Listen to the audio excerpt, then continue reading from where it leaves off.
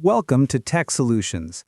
In this tutorial, we're installing Wine on Ubuntu 25.04 so you can run many Windows applications directly on your Linux system without needing a virtual machine or dual boot. Wine works by translating Windows system calls into Linux-compatible instructions, allowing Windows programs to operate almost as if they're running on native Windows. The first step in setting up Wine correctly is enabling 32-bit architecture support. Even on a 64-bit Linux operating system, a large number of Windows applications depend on 32-bit components. Enabling i386 support ensures Ubuntu can install and run both 64-bit and 32-bit libraries that Wine needs for compatibility.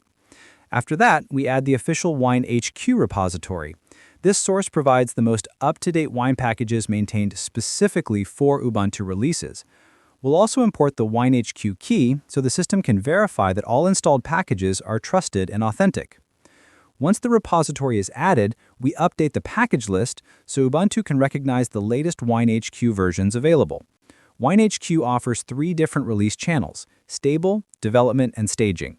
The Stable edition is recommended for most users because it focuses on reliability and compatibility.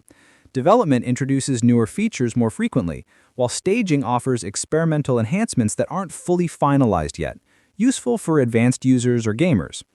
After installation, we'll run the Wine configuration tool. This initializes a hidden Windows-style directory in your Home folder where Wine stores installed Windows programs and their settings.